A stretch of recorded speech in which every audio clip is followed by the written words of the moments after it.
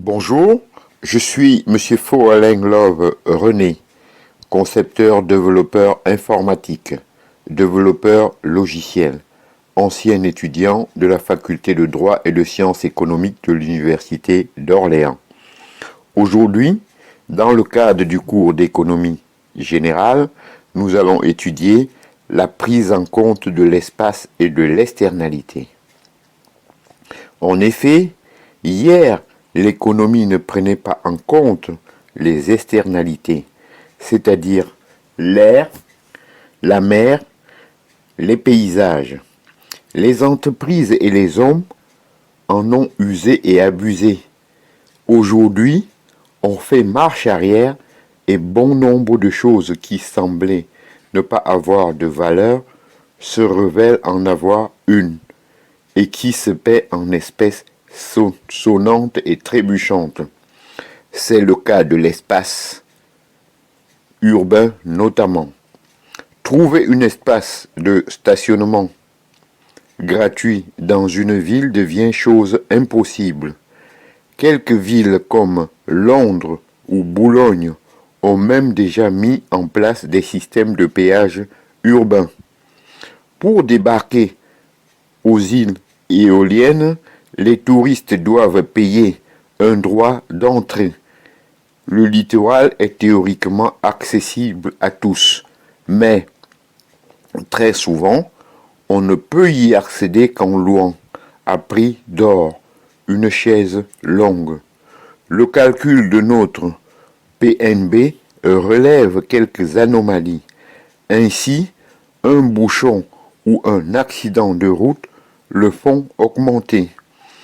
Le travail d'un bénévole, non. Si vous faites garder vos enfants par un baby-sitter salarié, il augmente. Si c'est une voisine sympa, il n'augmente pas. Les glissements de sens concernent de plus en plus la frontière, de plus mouvante, entre ce qui est marchand et non marchand. Le problème doit bien se situer quelque part entre le prix et la valeur. À force de croire que le premier exprime la deuxième, nous sommes peut-être en train de commettre une erreur aussi grossière que celle des premiers économistes qui croyaient que les services ne créent pas de richesse. Dire que des milliards d'hommes vivent avec moins de 1 ou 2 dollars par jour serait commettre une erreur analogue.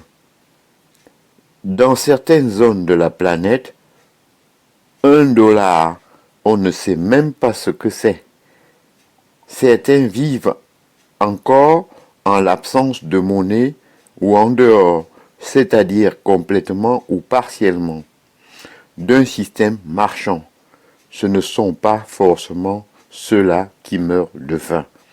Le bénévolat, la solidarité seront peut-être intégrés dans le raisonnement économique comme ont été intégrés l'espace et les externalités. Ainsi, j'en ai donc terminé avec ce cours sur la prise en compte de l'espace et de l'externalité. Je vous en remercie. Bonjour.